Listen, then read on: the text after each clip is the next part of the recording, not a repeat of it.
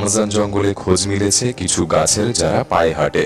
খোঁজ মিলেছে এমন একটি মাকড়সা যে বিশ্বের সবচেয়ে প্রাণঘাতী। এমন এক শহরের খোঁজ মিলেছে যা ছিল এক দৈত্যদের নগরী। এছাড়াও এমন সব ভয়ঙ্কর প্রাণী যা আপনি নিজের চোখে না দেখলে বিশ্বাসই করবেন না। আজকের ভিডিওতে আমরা দেখাতে চলেছি সেই সব অদ্ভুত আর অমীমাংসিত মুহূর্ত যা ক্যামেরায় ধরা না পড়লে আমাদের চিন্তা ভাবনাতেও আসতো না। আর জায়ান্ট স্নেক, ভয় পাওয়ার মতো কিছু জানতে চান? চলুন পরিচিত হই ওয়ানি যোদ্ধাদের সাথে, যাদের কাছে নদী আর গাছ মানেই জীবন। এরা বিশ্বাস করেন অ্যানাকোন্ডা নামের এই বিশাল সাপ নাকি তাদের বিশেষ শক্তি দেয়। শুনে মনে হতে পারে কোনো অলৌকিক ব্যাপার। আমাজন জঙ্গলে বিশ্বের সব থেকে ভয়ঙ্কর প্রাণী থাকা সত্ত্বেও এই যোদ্ধারা জঙ্গলকে নিজেদের ঘর মনে করে। বাইরের দুনিয়াটাই বরং তাদের কাছে বিপজ্জনক বলে মনে হয়। এমনকি বিবিসির এক সাংবাদিক তাদের সঙ্গে থেকেছেন, দেখেছেন তারা কিভাবে শিকার করে, কিভাবে বনের প্রাণীদের বন্ধু বানিয়ে ফেলে, আর শিখেছেন তাদের প্রাচীন জীবনযাপন। এই যোদ্ধারাই একবার বিশ্বজুড়ে শিরোনাম হয়েছিলেন যখন তারা আমাজনে ধরা পড়া সবচেয়ে বড় অ্যানাকোন্ডাকে ক্যামেরায় বন্দী করে। অ্যানাকোন্ডা এমনিতেই পৃথিবীর সবচেয়ে ভারী সাপগুলির একটি। প্রাপ্তবয়স্ক অ্যানাকোন্ডার ওজন অনেক সময় 100 থেকে 200 কেজি পর্যন্ত হয়ে থাকে এবং দৈর্ঘ্য হয় প্রায় 4 থেকে 5 মিটার। কিন্তু সম্প্রতি আমাজন নদীতে একটি অ্যানাকোন্ডা ধরা পড়েছে যার দৈর্ঘ্য 10 মিটার আর এর ওজন প্রায় 400 কেজি এবং এর শরীরের সবচেয়ে মোটা অংশের ব্যাস ছিল 1 মিটার। এই আবিষ্কার আমাজনের ইতিহাসে এক বিশাল সংযোজন। Moving tree. এবার চলুন পরিচিত হই চলমান গাছের সঙ্গে। হ্যাঁ, বাস্তবেই এমন এক গাছ আছে আমাজনে যেগুলি হেঁটে চলে। এই গাছগুলির নাম ওয়াকিং পাম বা বৈজ্ঞানিক নাম সক্রেটিয়া এক্সোহিজা, যেটা মূলত ক্যাসাপোনা নামেও পরিচিত। এটা মূলত মধ্য ও দক্ষিণ আমেরিকার উষ্ণমণ্ডলীয় জঙ্গলে জন্মে। এই গাছগুলি সাধারণত 15 থেকে 20 মিটার পর্যন্ত উঁচু হয় আর কাণ্ডের ব্যাস হয় 12 থেকে 16 সেন্টিমিটার। তাদের সবচেয়ে আকর্ষণীয় বৈশিষ্ট্য হলো এর স্টিল রুট বা খুঁটির মতো লম্বা শিকড়। বিজ্ঞানীরা এখনও এদের কার্যকারিতা নিয়ে বিতর্ক করছেন, তবে এক ধরনের তথ্য বলছে যখন সূর্যের আলো একদিকে বেশি পড়ে তখন এই গাছ তার দেহ হেলিয়ে দেয় আলোর দিকে এবং আস্তে আস্তে সেই দিকে এগিয়ে যায়। এ যেন প্রকৃতির নিজস্ব মঞ্চ, যেখানে প্রতিটি পদক্ষেপের পেছনে লুকিয়ে আছে আলো আর জীবনের গল্প। শুধু চলাই নয়, এই গাছের ছাল নাকি স্থানীয় মানুষজন চিজ গ্রেটার হিসেবে ব্যবহার করে, অর্থাৎ প্রকৃতি যেন তাদের জন্য রান্নাঘরের এক যন্ত্র তৈরি করে রেখেছে। Bird eating spider. Goliath bird eater নামের এক বিশাল মাকড়সাটিকে দেখুন। এই দানব মাকড়সার ওজন প্রায় 170 গ্রাম, যা সাধারণ জালবোনা মাকড়সাদের চেয়েও অনেক বেশি ভারী। এটা যেন এক নিঃশব্দ ঘাতক প্রাণী। গলিয়াত বার্ড ইটার গোপনে বন জঙ্গলে ঘোরাফেরা করে, আর মজার ব্যাপার হলো এদের নাম যদিও অদ্ভুত, তবে এরা আদৌ পাখি খায় না। এদের খাদ্য তালিকায় মূলত পোকা মাকড় থাকে। এদের পা এতটাই সংবেদনশীল যে সামান্যতম নড়াচড়াও এরা টের পায়। ক্ষুধার সময় চোখের পলকে এরা শিকার ধরে এবং 1 ইঞ্চি লম্বা ফ্যাং দিয়ে শরীরে ছুড়ে দেয় ভয়ঙ্কর নিউরোটক্সিন। এবার আসল চমকটা শুনুন, এরা খাওয়ার জন্য দাঁতের ব্যবহারই করে না। ভাবুন তো, চিবানো ছাড়া খাওয়া তা কেমন হতে পারে। এদের কৌশল যেন বড়ই অদ্ভুত। এরা খাবারের উপর এক ধরনের তরল ঢেলে দেয় যা খাবারটিকে নরম করে তোলে। তারপর সেই নরম খাবারটিকে তারা গিলে ফেলে, যেন খাবারটা স্যুপে রূপান্তরিত হলো। তাদের খাওয়ার স্টাইলও এত বিচিত্র হতে পারে তা এতদিন কেই বা জানত। Deadly poison dart frog. চলুন এবার পরিচিত হই এক ক্ষুদ্র কিন্তু মারাত্মক প্রাণীর সঙ্গে, গোল্ডেন পয়জন ডার্ট ফ্রগ। ছোট্ট এই ব্যাঙটি দেখতে যেমন স্টাইলিশ তেমনই বিপজ্জনক।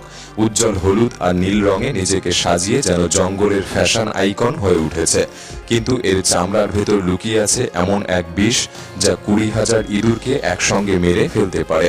এক কথায় ক্ষুদ্র শরীরে বিশাল প্রতিরক্ষা শক্তি।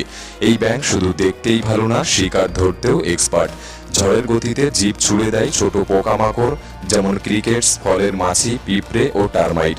আরও আশ্চর্যের ব্যাপার হলো এই ব্যাঙ নিজের বিষে কোনো প্রভাবই অনুভব করে না। এরা নিজের বিষেই নিজেই ইমিউন। তবে কেউ যদি একে খাওয়ার কথা ভাবেন, সাবধান। এর ছোঁয়া থেকে শুরু হতে পারে স্নায়ুর সমস্যা, পেশিতে সমস্যা, এমনকি হৃদরোগ পর্যন্ত।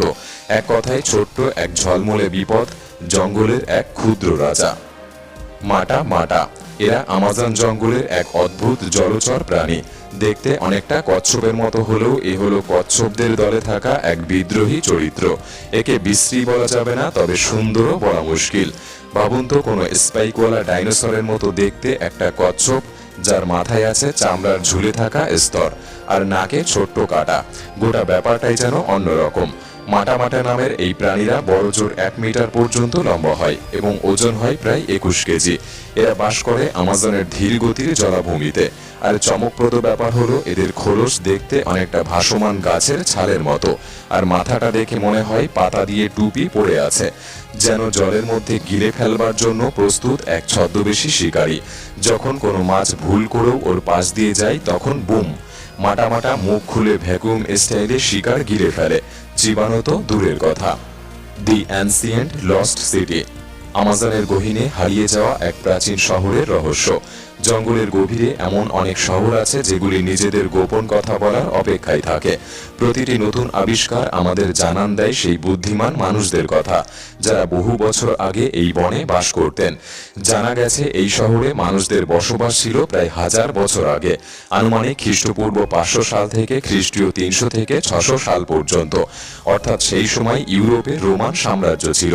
সেই সময়ে আমাজনের এই অরণ্যে গড়ে উঠেছিল এক উন্নত নগর সভ্যতা।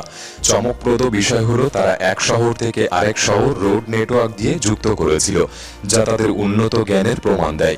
একবার ভাবুন তো, জঙ্গলের কাদামাটি আর ঘন ছায়ায় লুকিয়ে থাকা গোপন পাথরের নিচে একটি পিরামিড, যেগুলি কারো চোখেই ধরা পড়ে না। এই গোপন শহরের সবচেয়ে বড় আকর্ষণ হলো এই বিশাল পিরামিডটি, যার উচ্চতা 18 মিটার, আর এটি বানানো হয়েছে এমন এক পাথর দিয়ে যার ওজন একগুচ্ছ হাতির সমান। স্থানীয়দের বিশ্বাস এটি নাকি দৈত্যরা বানিয়েছিল, তারপর একদিন তারা কোথাও হারিয়ে যায়। এটি কি শুধু লোককথা নাকি ইতিহাসের একটা হারিয়ে যাওয়া সত্য? উত্তরটা আপনি বিবেচনা করুন। মিস্টেরিয়াস জিওগ্লিফ, জঙ্গলের মাটিতে আঁকা কিছু রহস্যময় চিহ্ন বা জিওগ্লিফ। এই বিশাল মাপের মাটির চিহ্নগুলি আমাদের নিয়ে যায় সেই 1000 বছরের পুরনো সভ্যতার দিকে। আর এগুলি কিন্তু ছোটখাটো কিছু নয়, এগুলি বিশাল, বিস্ময়কর এবং রীতিমতো চোখ ধাঁধানো। বিজ্ঞানীরা বলছেন একসময় আমাজনে 5 থেকে 10 লক্ষ মানুষ বসবাস করত, কিন্তু দুঃখজনকভাবে ইউরোপীয়দের সঙ্গে আসা রোগ ব্যাধিতে সেই সভ্যতা এক প্রকার নিশ্চিহ্ন হয়ে গেছে। তবে তারা এই চিহ্নগুলি রেখে গেছে। এই জিওগ্লিফগুলি মূলত স্যাটেলাইট ছবি থেকে আবিষ্কৃত হয়েছে। এগুলির আকৃতি, আকার এবং জ্যামিতিক ডিজাইন এক একটাই এক এক রকম। তবে কে বা কারা এগুলি বানিয়েছিল আর কি উদ্দেশ্যে, তা আজও এক রহস্য। এই বিশাল চিহ্নগুলি বোঝায় প্রাচীন আমাজন সভ্যতা ছিল অনেক বেশি উন্নত ও সাংগঠনিক, যা এতদিনের ধারণাকে প্রশ্নের মুখে ফেলেছে। তবে এক বিপদ রয়েছে, বনের ধ্বংস ও বনভূমির কাটাছেঁড়া যদি এমনভাবে চলতে থাকে তাহলে এই মূল্যবান ইতিহাস একদিন চিরতরে হারিয়ে যাবে। সাহারা ডাস্ট, ভাবুন তো, একদিকে আছে শুষ্ক সাহারা মরুভূমি আর অন্যদিকে ভেজা আমাজন জঙ্গল। দুইয়ে যেন কোনো সম্পর্কই নেই, কিন্তু আসল সত্যি হলো এই দুই ভূখণ্ডের মধ্যে রয়েছে এক অদ্ভুত সংযোগ। সাহারা মরুভূমির ধুলো, যেটা ফসফরাস সহ নানা পুষ্টিকর উপাদানে ভরপুর, যা বাতাসে ভেসে পাড়ি দেয় হাজার হাজার কিলোমিটার এবং পৌঁছে যায় আমাজন জঙ্গলে। এই ধুলোই হয়ে ওঠে আমাজনের গাছপালার জন্য এক প্রাকৃতিক সার। প্রতি বছর প্রায় 18.82 মিলিয়ন টন সাহারার ধুলো আটলান্টিক পেরিয়ে আসে আমাজনে। এ যেন প্রকৃতির এক গোপন অভিযাত্রা। কিন্তু এত ধুলো কি সত্যিই দরকারি? আপনি জানলে অবাক হবেন, আমাজনের মাটি থেকে প্রয়োজনীয় ফসফরাস অতিরিক্ত বৃষ্টির জলে ধুয়ে যায়। তখন এই সাহারার ধুলোই এসে পুষ্টির ঘাটতি পূরণ করে। দুই মেরুতে অবস্থিত দুই প্রাকৃতিক অঞ্চল, তবে এরা একে অপরকে এমনভাবে সাহায্য করে যেন পৃথিবী জুড়ে গড়ে ওঠা এক ভারসাম্যের গল্প।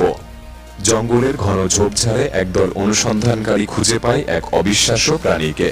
কালো ঝকঝকে লোম, বুদ্ধিদীপ্ত হাত আর সরু লেজ, সব মিলিয়ে যেন এক জীবন্ত রহস্য।